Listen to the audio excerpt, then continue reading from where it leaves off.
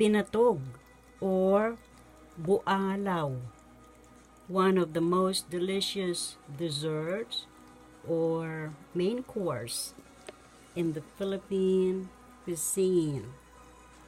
This recipe and more delicious recipes can be found in this very delightful book, Mom and Chef Nanay Nene Teodora of Philippines Cuisine, cookbook recipes written by her loving daughter, Juanita Gutierrez.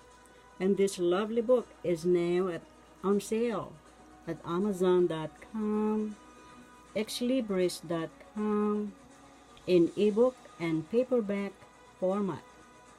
Let us enjoy cooking and dining. Binatog or Bualaw. Enjoy, masarap ito, mabuhay!